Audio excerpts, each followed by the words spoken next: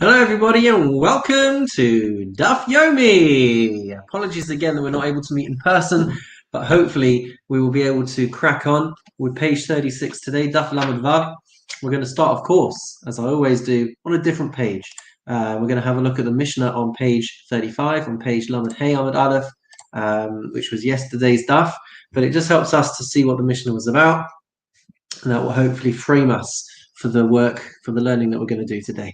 So the Mishnah on page Lamed Hey Amud Aleph says, "Elu devarim she'adam yotzei bahen yedei chavasa v'Pesach."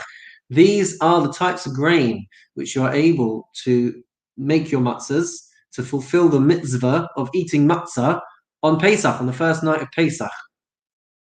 5 grains we're going to list.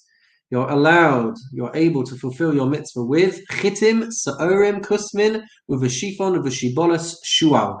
You are able to use wheat, barley. You are able to use spelt, that is kusmin. Shifon is rye, and shibolos, shual is oats. So you're allowed to use wheat, barley, spelt, rye, and oats.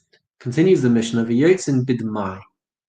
Now, what if this grain was demai? Demai we have learned on a couple of different occasions. Demai is produce which has been, we have a question as to whether it has been tithed properly. Can we trust the owner to have tithed properly? So, according to the Mishnah, you're able to use it even though we're not sure if it's been tithed properly. With a Ma'aser Rishon Shenitla Truma, so you're allowed to use Ma'aser Rishon, which is one of the tithes that would be taken, from which Teruma had already been taken, so it's corrected Ma'aser Rishon. With Ma'aser Sheni, you're allowed to use Ma'aser Sheni as long as Sheniftu, as long as it's being redeemed, and Hekdesh is the same. Consecrated things to the Beis Hamikdash, as long as they were redeemed, you would be allowed to use those grains for making your matzahs and fulfilling your mitzvah on the first night of Pesach. Continues the Mishnah. If you were a Kohen, you would be allowed to use anything that was separated for challah. You'd be allowed to use that if you're a Kohen, because that would always be gifted to Kohanim, and Truma, which was also a portion that would be allocated to Kohanim. So if that was allocated to you as a Kohen, you'd be allowed to use it for your mitzvah of matzah on first night Pesach. However, says the Mishnah, aval lo betevel, you're not allowed to use any of these 5 grains if they have not been tithed at all. Tevel is the status before any of the portions and tithes are separated. You're not allowed to use Ma'aser Rishon, the 10%, if it hasn't been corrected for Teruma. You can't use that for your for your matzah. And you're not allowed to use Ma'aser Sheni or Hekdesh, consecrated produce, if it hasn't been redeemed. If it's still supposed to be used where it's supposed to be used in Yerushalayim, then you can't use it. Chalos hatoda urikike nazir. So just to finish off this Mishnah, so the chalos hatova, the loaves of matzah that would be brought with a Thanksgiving offering, urikike nazir, or the wafers that were brought by a Nazirite, asan la'atzma, if they had been prepared for himself, you wouldn't be allowed to use that for your mitzvah. Asan limkor bashuk, but if they had been made to sell them in the market for other people needing to bring these sacrifices, or a nazir looking to buy these things, so if they were made for sale, then yotzin bahen, then you would be allowed to use them for your mitzvah of matzah. So that was yesterday's daf, and let's fast forward now to today's daf. When we pick up at the top of Lamed Vav Amud Aleph, and we're going to be delving into the world of Ma'aser Sheni for a little bit. So let's just check. Yeah, we're all in order. Okay, so here's today's daf, starting now. Tanu Rabbanan, our sages taught. Yachol Yotzei Adam Yedei Chavasa b'Ma'aser Sheni b'Yerushalayim. I might have thought that a person is able to fulfill the mitzvah of matzah on the first night of Pesach with matzah that was made out of Maisa Sheni, with matzah that was made out of Maisa Sheni in Yerushalayim. So I might have thought that I should be able to fulfill my mitzvah in Jerusalem using Maisa Sheni, which has to be eaten in Jerusalem. So I would have thought that would be okay. If you recall, just before in the Mishnah, we had said that it has to be redeemed. So we are wondering why we're not able to. So we would have thought intuitively that because you have to eat Maisa Sheni in Jerusalem and and I'm needing to eat my matzah on Pesach, why should I not be able to do that?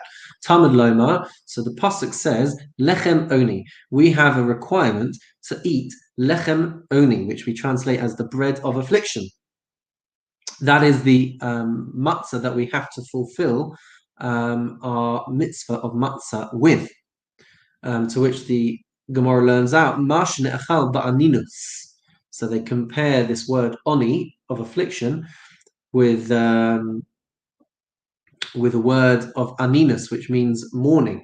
So a person who has lost a relative and hasn't had a chance yet to bury the relative, they are in a state of aninus. They are in a state of grief, of mourning, and the point that the Gemara is trying to learn out is that the matzah that you can eat on first night Seder has to be matzah that even an onain would be able to eat, someone in this state of mourning. And the trouble is, that would exclude anything that you can't eat if you are in a state of aninus. Ela b'simcha, rather in a state of joy. What is an example of that? Maisa Sheni in Jerusalem has to be eaten in a state of joy. If you were an onain, you would not be allowed to eat Maisa Sheni in Yerushalayim. So because you have to eat lechem oni, the bread of affliction, the bread of grief, however you want to translate it, that's going to exclude the ability to eat Maisa Sheni in Jerusalem. Divrei Rabbi Yossi Haglili. That is the opinion, the words of Rabbi Yossi Haglili. Rabbi Akiva Omer, Rabbi Akiva says, matzos, matzos, riba. The repetition of the word matzos in the Torah serves to amplify. It includes many more things, makes it much broader. So even according to Rabbi Akiva, then you would be allowed to eat matzah that was made out of Maisa Sheni. If you were eating it in Jerusalem and it hadn't been redeemed, according to Rabbi Akiva, you would be allowed to be able to do that. In Cain, if that's the case, ma Talmud loma lechem oni. If Rabbi Akiva doesn't learn the same message as Rabbi Yossi Haglili, what does he learn from the term lechem oni? It has to mean something. So what does he say that's going to exclude? So Rabbi Akiva says, Prat le'isa sheni lusha beyayin v'shemen udvash. According to Rabbi Akiva, when the pasuk says lechem oni, it's not coming to exclude Maisa Sheni, it's coming to exclude dough which has been kneaded with wine or with oil or with honey. So these types of doughs will not be considered lechem oni, will not be considered the poor man's bread, the bread of affliction. And so when the pasuk says lechem oni, that you have to be eating lechem oni, it would exclude these enriched doughs. You would not be able to eat matzah that had been made with these enriched doughs. Says the Gemara, my time at the Rabbi Akiva, what is the reason for Rabbi Akiva? And he says, Mi kasiv lechem oni. Does the pasuk say lechem oni with a vav? No, the verse says oni kasiv. The word is spelt in the Torah Aleph Nun Yud, which means poor, poverty. So, so that is why he excludes anything which is a rich man's bread, an enriched dough. So that's why Rabbi Akiva has this different limud, has this different lesson that he learns from the words.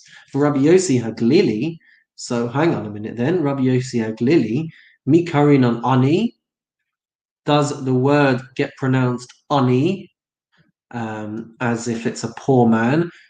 Oni karinan. We actually pronounce it, even though it might be spelt Aleph Nun Yud, we pronounce it like an oni. and that implies oppression, affliction, and mourning and grief.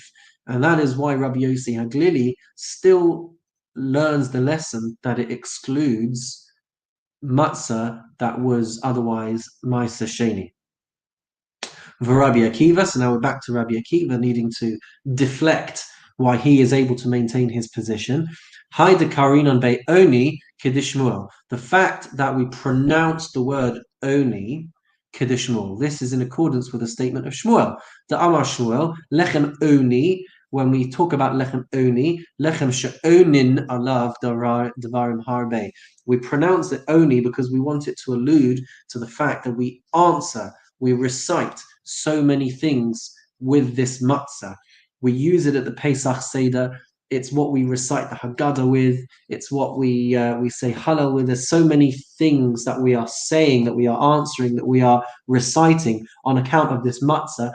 That's why, according to Rabbi Yossi Haglili, that's why, according to Rabbi Akiva, it still gets that pronunciation of oni. So we're left in the same position. Rabbi Yossi Haglili says that we're excluding Maisa Sheni, and Rabbi Akiva is saying we're excluding enriched dough.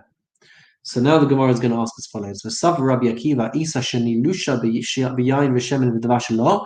Does Rabbi Akiva hold that you can't use matzah with this enriched matzah, that you can't use that on Pesach?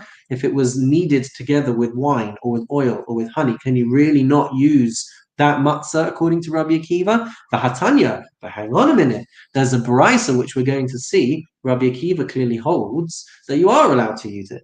V'hatanya, you have to follow this along a little bit. V'hatanya, ein lashin isa b'pesach b'yayin v'shemen advash. You're not allowed to make matzah, you're not allowed to knead dough, K-N-E-A-D, you're not allowed to knead dough on Pesach with wine, with oil, or with honey. V'imlash, but if you did, Rabban Gamliel omer tisarif miyad.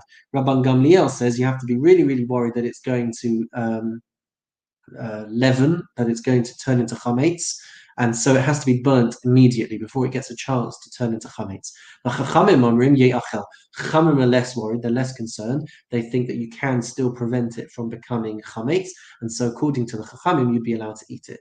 V'amar Rabbi Akiva. Here we go with Rabbi Akiva.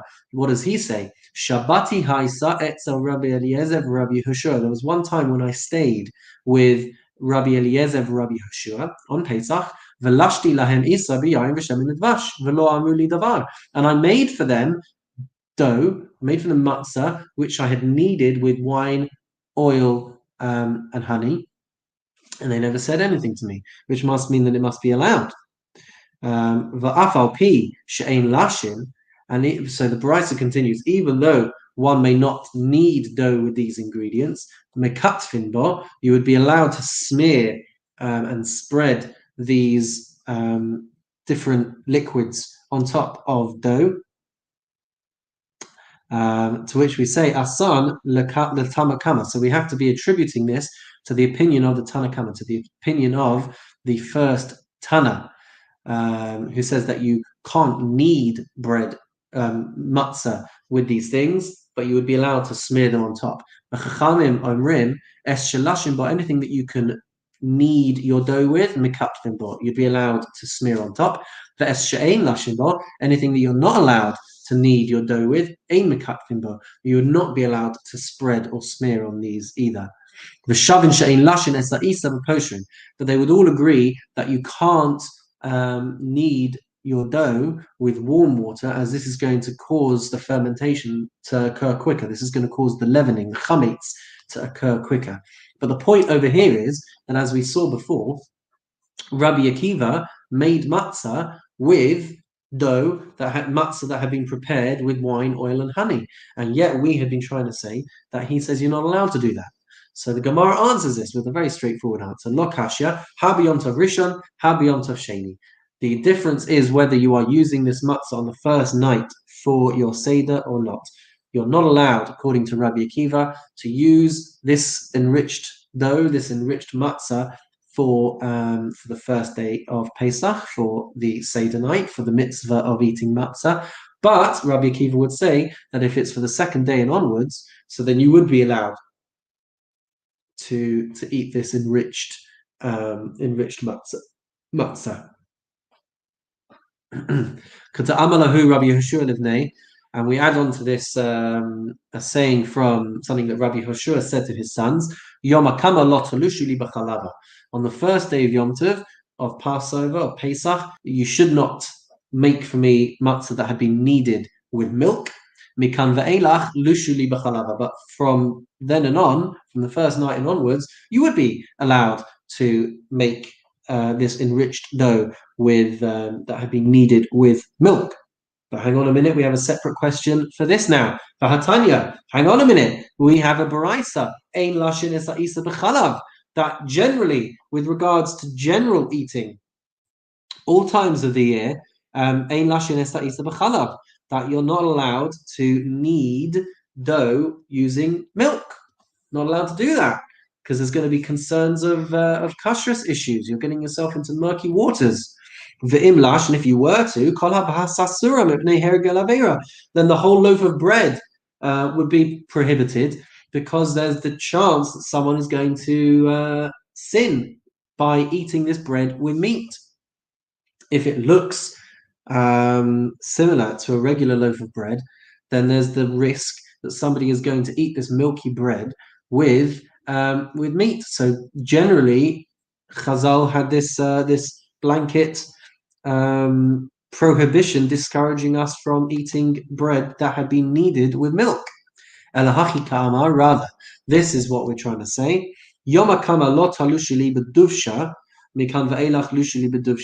That on the first day he discouraged kneading him, Kneading, kneading his matzah with honey, but from the first day and onwards, he was okay with eating matzah that had been prepared by kneading the dough with honey.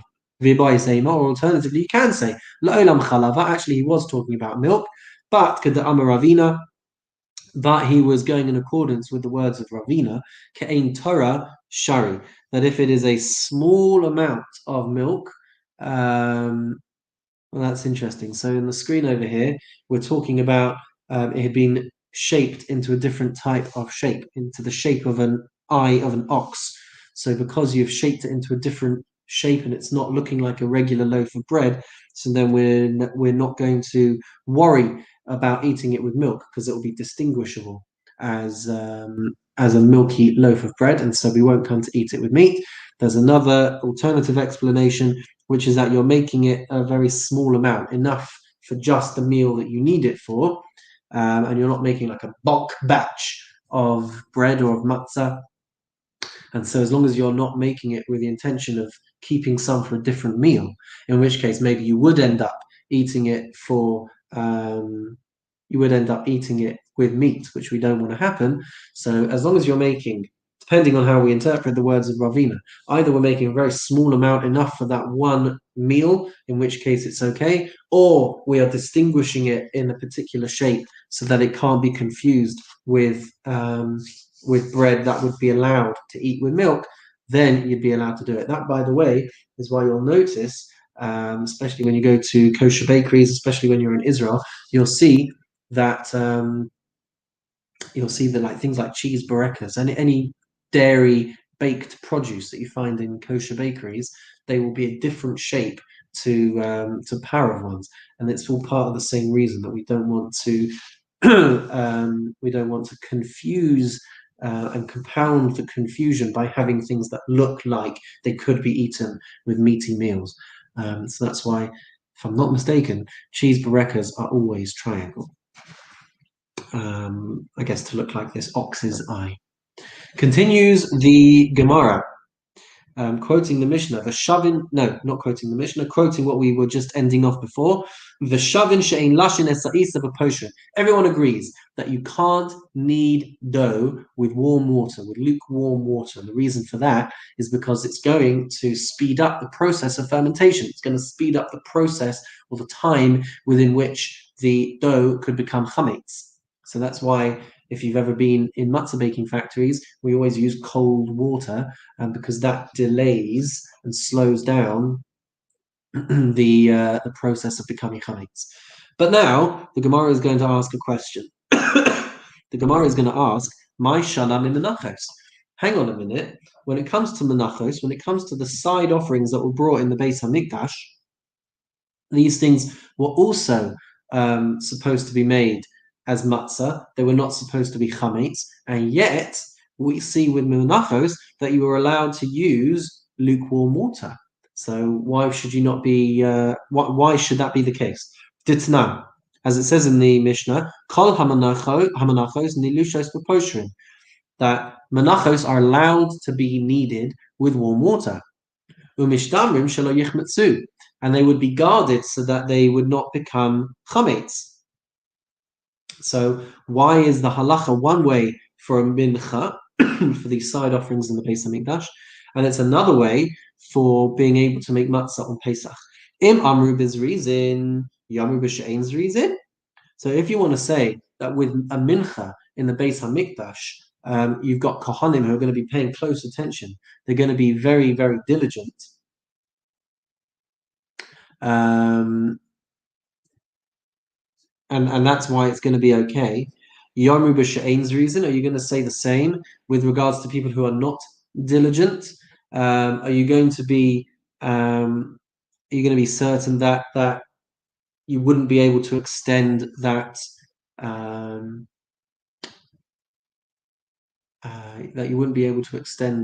leniency, as it were, to people who are not diligent? Ihachi miltas nami lasis. If that's the case, then why shouldn't you allow kohanim in the Beis Hamikdash to soak the grains? If you soak the grains in water, it makes it a better quality.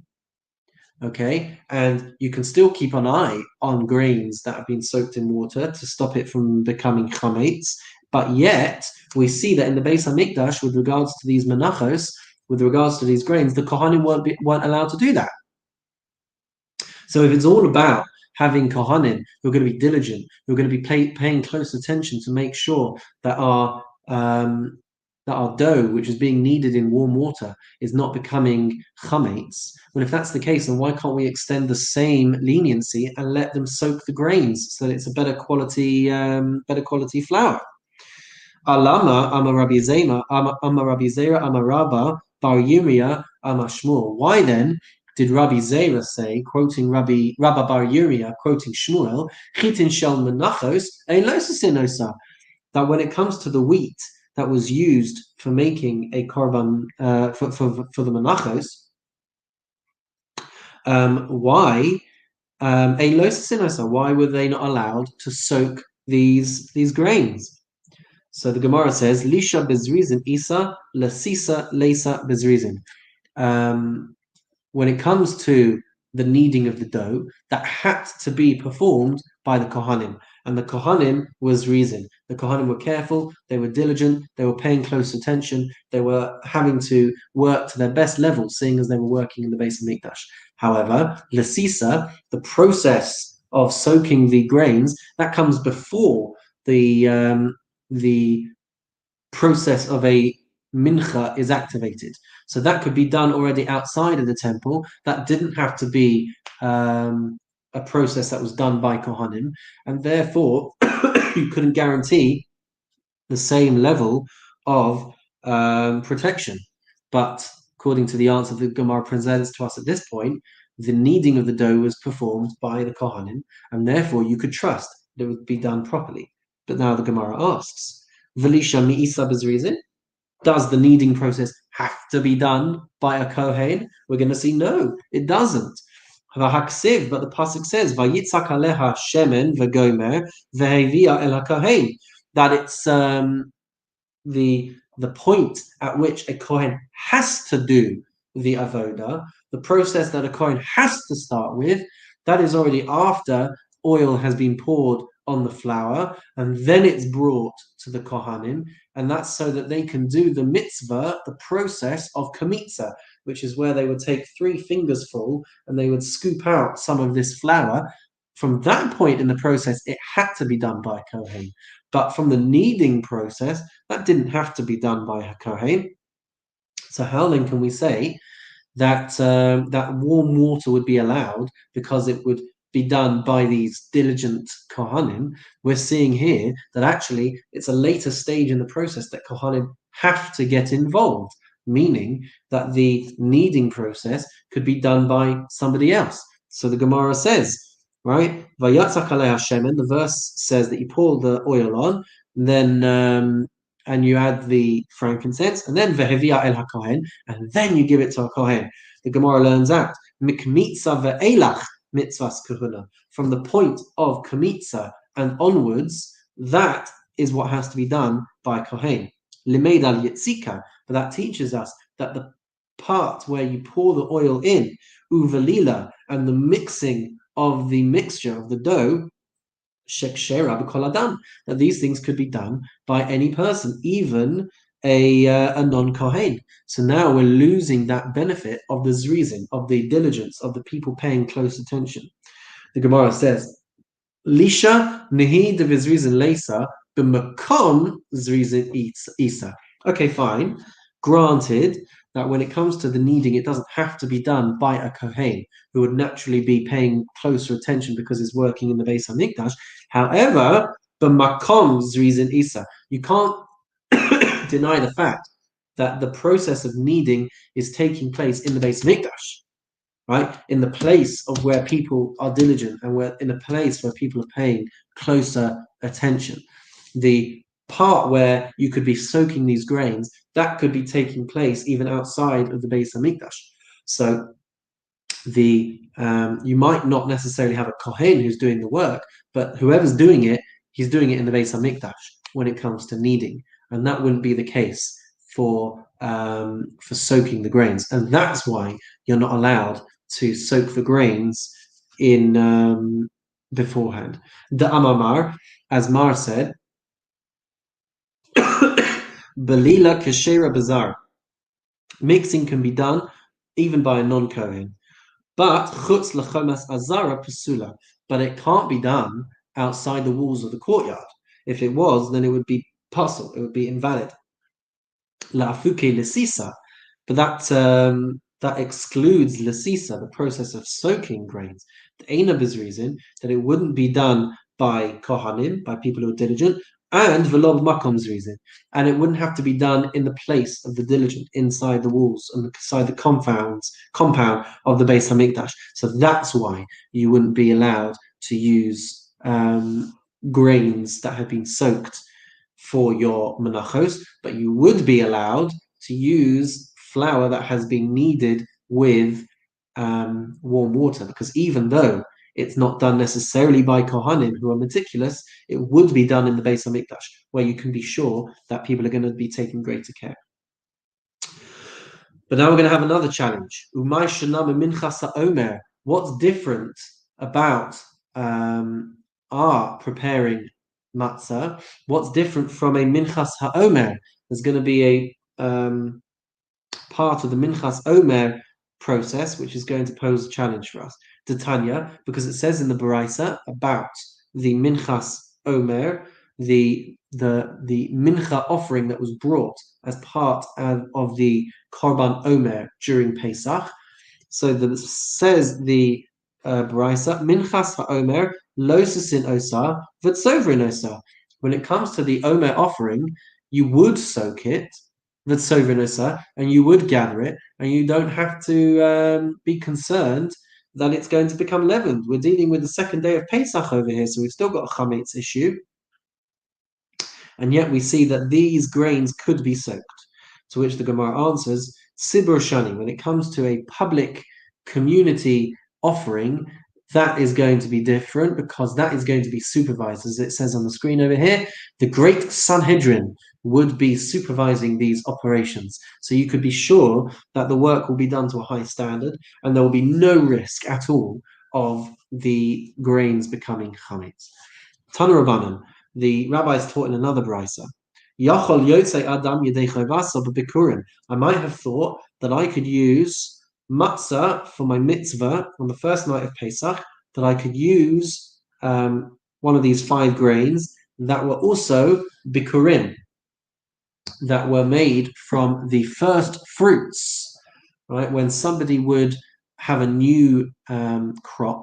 So they would have to allocate and designate some of that produce for the Beis Hamikdash for the mitzvah of Bikurim. So why should I not be able to use that for my mitzvah of matzah? I would have thought that I'm allowed to. Talmud Lomar, because the verse says, "B'chol moshvosechem tochlu matzos." In all of your moshvosechem, in your habitations, in your dwelling places, you shall eat matzos. To which the Gemara learns out, matzah hamecheles b'chol moshvosechem. It has to be matzah that can be eaten in any of your properties, in any of your dwelling places. Yatsu bikurim she'eina echalim b'chol moshvosechem ela b'Yerushalayim. But that would exclude bikurim, because bikurim can only be eaten in Yerushalayim. They can't be eaten wherever you might have grown this produce. If you separate some of your wheat as bikurim, that wheat has to be taken to Yerushalayim. And since it can't be eaten wherever you want, that's why Divrei Rabbi Yossi Haglili, that's why Rabbi Yossi Haglili tells us that we can't use bikurim. We can't use wheat from our bikurim for our mitzvah of matzah. Rabbi Akiva Omer, Rabbi Akiva says, matzah umaror. Rabbi Akiva says that actually, b'chol moshvosechem, right, the verse that Rabbi Yossi Haglili brings, I don't use that to learn out about bikurim. I use that pasuk, I use that verse to learn a halacha with regards to the mitzvah of matzah and maror. Maror she'ina bikurim, af matzah she'ina bikurim. Just like maror can't be used with bikurim, so too matzah can't be used with bikurim. So if that's the case, that's what you want to say. Maror she'ein b'mino bikurim, af matzah she'ein b'mino bikurim. If that was what you wanted to say, then just like maror, just like the bitter herbs that would be the maror that you use on Seder is not from a species that is brought as bikurim, so too matzah must be from a species that is not brought as bikurim. And if that's the case, as we turn the page, otzi chitin u'sa'orin sheyesh b'minon bikurim. So then we would be excluding wheat and barley, which can be brought as bikurim. And therefore we should be saying, according to this logic, that you can't use wheat or barley, because these are species that would be brought as first fruits. And Rabbi Akiva has told us that that you can't use anything that can't be brought as bikurim, and so therefore our logic at this point would say that according to Rabbi Akiva you can't use wheat or barley. To which the Gemara answers, Talmud Lomar mitzvah matzah. Talmud Lomar matzos riba. The repetition of the word matzos comes to include and amplify, and it teaches us that any matzahs are going to be acceptable for the mitzvah of eating matzahs. If that's the case, though, matzos riba, if the repetition of the word matzos in the Torah is amplifying and including a wider range of matzos to be used, then afilu bikurim nami. Then we would have to say that you can use matzah that has been prepared from bikurim. In which case he would be agreeing with. In which case we would have a problem with Rabbi Akiva's position, and that is why Hadarbe Rabbi Akiva. That is how we know that Rabbi Akiva retracted his statement, and actually he ends up accepting the opinion of Rabbi Yossi Haglili, who had said that b'chol moshvosechem, that you that when it says you have to eat it in all your dwelling places, that would exclude matzah that was bikurim. That's how Rabbi Akiva learns it out, because otherwise he gets himself all twisted and tied up in knots with how to learn that verse. Titania, as we see, just to flesh this out a little bit, Titania Yachol Yatsa Adam Yedei Chavasa Bikurim. I might have thought that I can fulfill the mitzvah of matzah using grain that was bikurim. Talmud Loma b'chol moshvosechem tochlu matzah. So in all of your dwelling places, you have to eat matzah. Matzah hanecheles b'chol moshavos that means that you can only use matzah that can be eaten in any of your dwelling places. Yatsu bikurim she'eina ne'echalim b'chol moshvos ela b'Yerushalayim. That would exclude bikurim, which can't be eaten wherever you want. It has to be eaten in Yerushalayim. So there we see that that Rabbi Akiva is now agreeing with that original teaching from Rabbi Yossi Haglili. Yachol she'ani motzi af ma'aseh sheni. So I might have thought that I should also exclude ma'aseh sheni. Talmud loma matzos riba.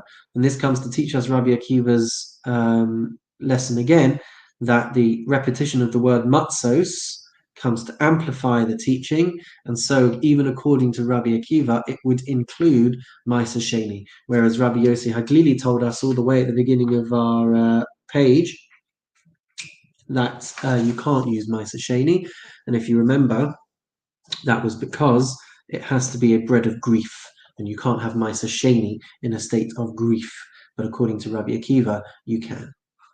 Umar ra'isa l'rabos ma'aseh sheni l'hoitzi b'kurim. So hold on a minute. How are you finding it fit to include ma'aseh sheni but to exclude bikurim? Okay, if you've got this whole amplification going on, if you're saying that matzos, the repetition is making that circle all the bigger to be able to include ma'aseh sheni, why should it exclude bikurim? The Gemara says, "Marbe ani ma'aseh sheni sheyesh lo heta b'chol moshvos k'derabbi Eliezer." So he says, I include ma'aseh sheni because that at least can be permitted to eat in all habitations in accordance with the position of Rabbi Eliezer. But as I said, with bikurim, umotzi ani bikurim, but I exclude bikurim, she'ein lahen heta b'chol moshavos. But I exclude bikurim because you can't have a way of eating them with all of, in any of your dwelling places. The Amar Rabbi Eliezer. What's this teaching of Rabbi Eliezer? Because he says, "Minay l'ma'aseh sheni shenitma shapodin oso afilu b'Yerushalayim." From where do we know that ma'aseh sheni, which was contaminated with tumah, with ritual impurity, that I would be allowed to redeem it even when it had come into Jerusalem? How do I know that I'm allowed to do this? Talmud Lomo, because the verse teaches us, "Kilo suchal se'iso," because the verse says that with regards to the halacha, that you don't have to take your ma'aseh sheni produce to Jerusalem. What you can do is you can exchange it for money and then keep the produce back wherever you live. But that money then has to go to Jerusalem and be spent in Jerusalem. So with regards to that particular halacha, kilos suchal se'iso, that you can't carry it, ve'ein se'is ela achila. So when it says se'is, the word se'es of carrying, that means eating. That has the context of eating. Shene'emar vayisa mas'es me'es panav. And portions, masos, were taken to them from before him. And so this parallel language means that the word is used in the context of eating. And so that would mean that anything that can't be eaten in Jerusalem can be redeemed. So if it had made it all the way to Jerusalem, but it can't be eaten because it's now tamei, so according to this teaching of Rabbi Eliezer, you'd still be allowed to redeem it, even though it had got all the way to Jerusalem, but you can't carry it, meaning you can't eat it, meaning that you can't fulfill the obligation with it, meaning according to Rabbi Eliezer that you can still redeem it for money, even though you've made it to Jerusalem. Man shamas leid the amba b'ma'aseh sheni nafik bey. So who did you hear that said that you can fulfill your obligation to eat matzah using this ma'aseh sheni, using ma'aseh sheni? Says the Gemara, Rabbi Akiva. It was the opinion of Rabbi Akiva. And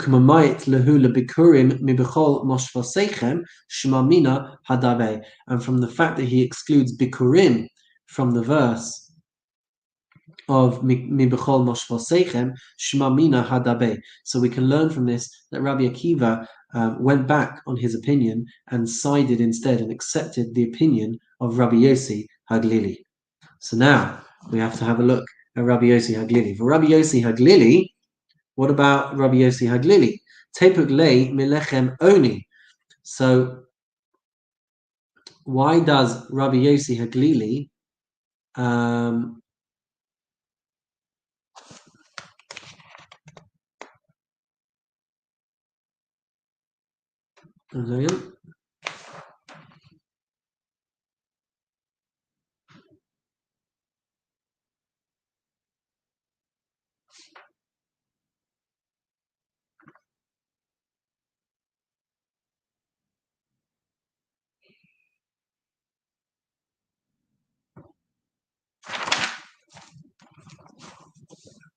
okay, so now the Gemara says, Rabbi Yossi Haglili.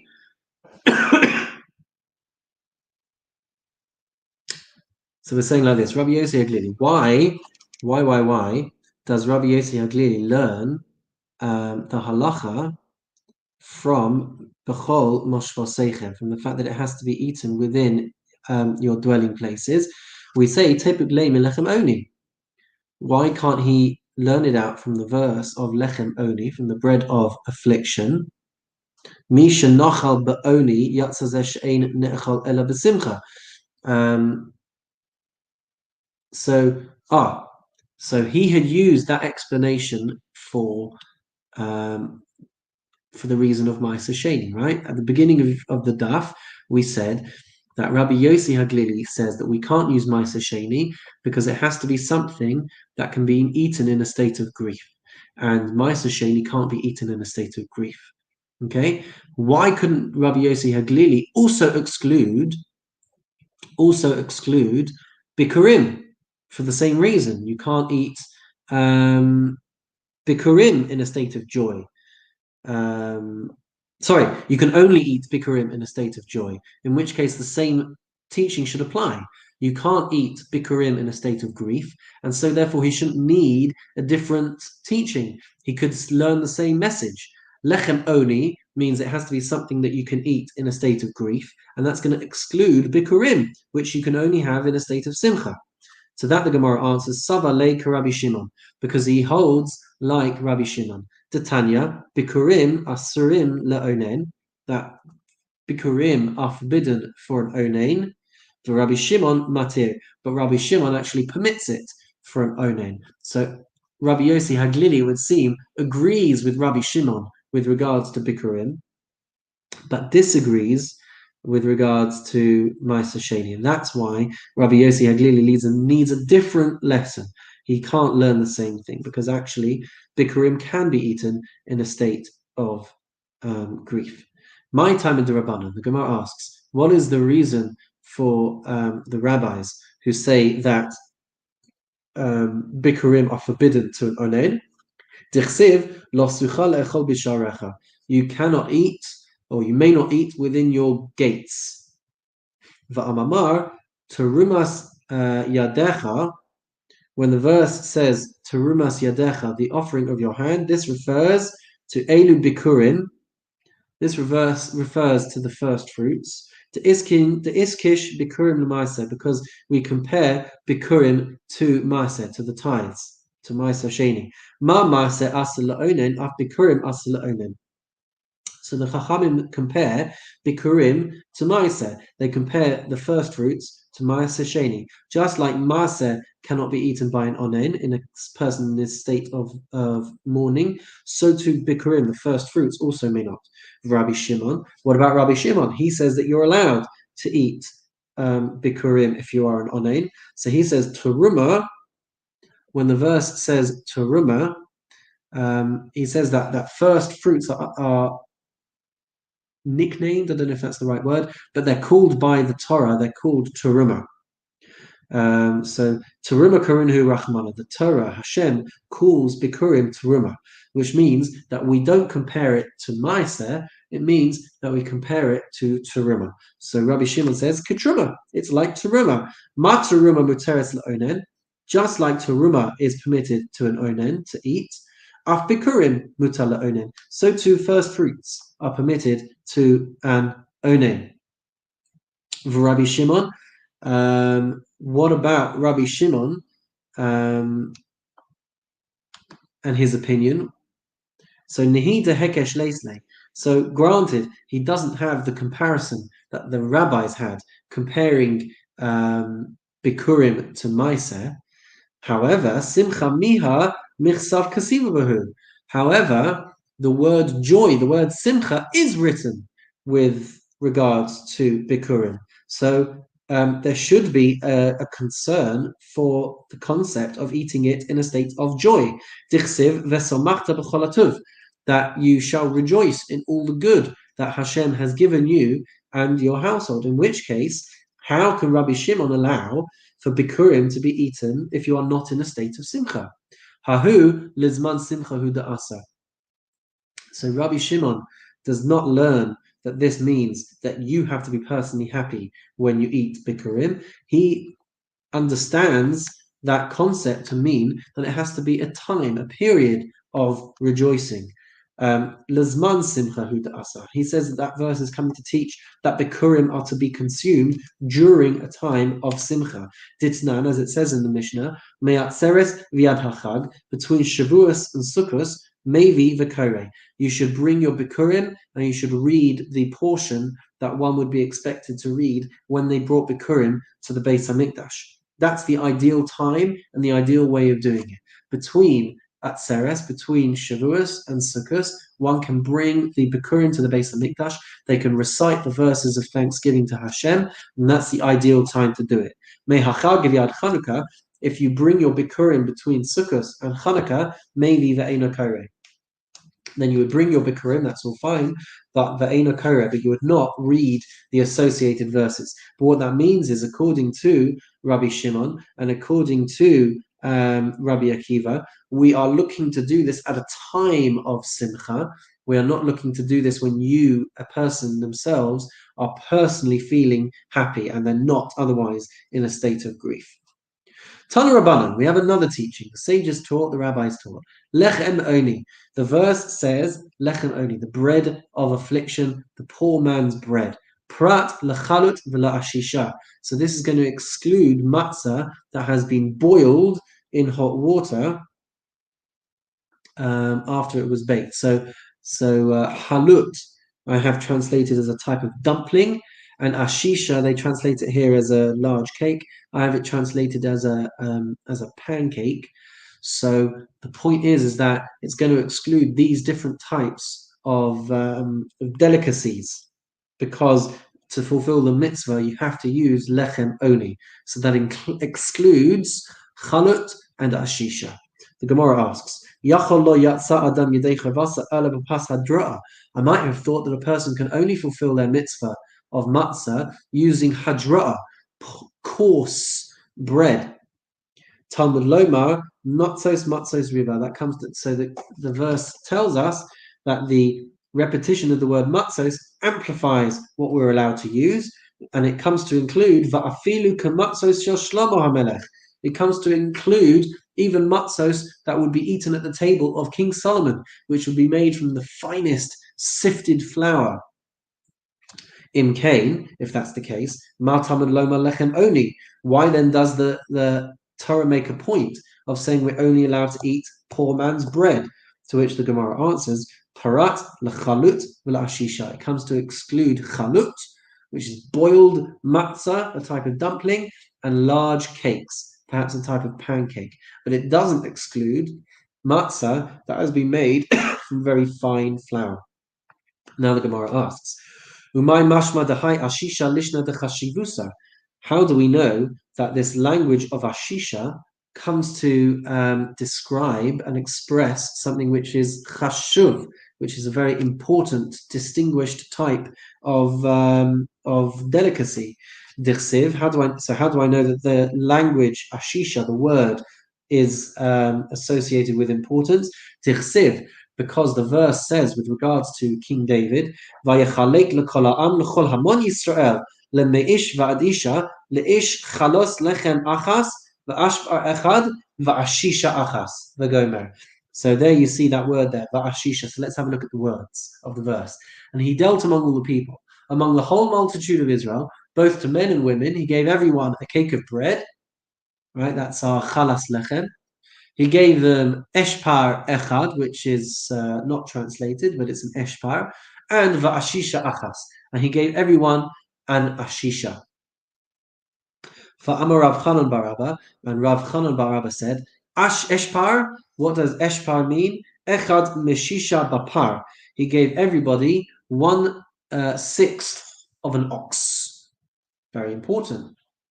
Ashisha, he translates as Echad meshisha ba'efa, and he gave everybody an ashisha, which is a cake prepared from 1/6 of an ephah of flour, which is a significant and impressive delicacy. Upliga de Shmuel, and it disagrees with Shmuel. The Amar Shmuel, Ashisha, how does he interpret what Ashisha meant in the verse? He translates Ashisha as Garba de Chamra, that King David gave everyone a jug of wine. Dichsiv v'ohavei Ashishe anavim, as the verse says, and those who love the jug, Ashishe, of grapes. So the interpretation of Rav Chanan bar Abba disagrees with the opinion of Shmuel, who translated Ashisha as something different. So that's how we get to this conclusion that Ashisha is something that is quite significant, something that is quite special, and you can't use that for your mitzvah of Matzah. And that is all, ladies and gentlemen, for today's daf. So I hope we've been able to understand it somewhat, and I wish everybody a most wonderful and meaningful week ahead, and we'll see you all again for next week's Daf Yomi. Take care.